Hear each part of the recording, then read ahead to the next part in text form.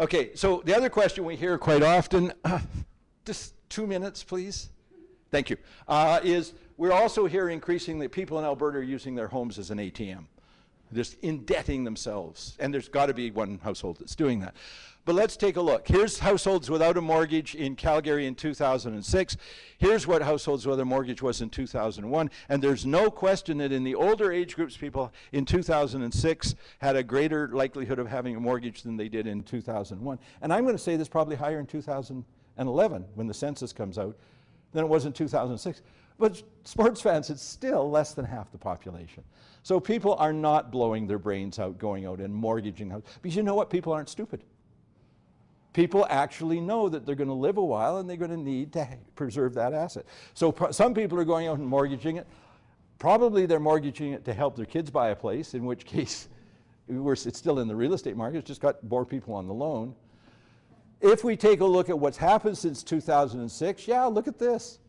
Number of chartered bank mortgages in Alberta is going like at 4, 3, 2% a year, really going up. Wow. It's going up slower than the rate that occupied dwellings are growing in the city of Calgary. You know why the number of mortgages are going up in Calgary? Because there's more people here with more houses. Yeah, I don't think some people are doing stupid things, but I was young once. Some people do stupid things all the time. By and large, we not have a lot of risk in this market. If we take a look at the debt service ratio from the province of Alberta, personal and unincorporated business interest payments, including consumer debt and residential mortgages, as a percentage of disposable income in Alberta, yes, is substantially higher than it was in 2005 and has almost made its way back to where it should be.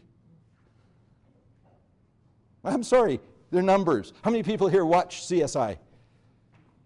I swear by CSI, because what does Grissom always say? The evidence will tell the truth. So you can tell me people are going bankrupt in Alberta because they're too much debt. But you know, I worked in the oil patch. People have been going bankrupt in the oil patch since day one. It's normal. We do take risk. But we are not in an over-leveraged market, at least as far as the data indicate. The other thing about having debt later in your life cycle is, well, you're also working longer. So this is labor force participation rates in Alberta from 2006, and in the 55 to 59, 60 to 64, 65 and older age group, people are working longer. They can. They're fit, active, healthy, don't want to leave the job, want to have somebody to talk about hockey with. Males, same thing with females. Labor force participation. Well, if you're working longer, you're probably going to make sense to have a mortgage longer because you got an income to support it longer. Okay. The other thing that's just really, really important when we look at the future older, whoops, talk into the microphone, hi. The older population is, here's labor force participation rates for women in 1976, and if we take a look at the 30 to 34 age group who were 60 to 64 in 2006, only 53% of the women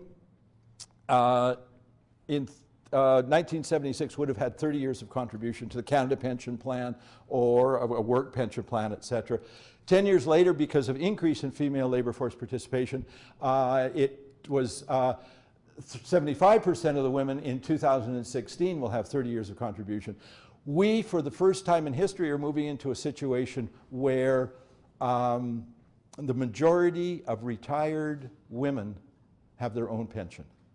We are moving into a situation where the seniors population is characterized by 2 pension households.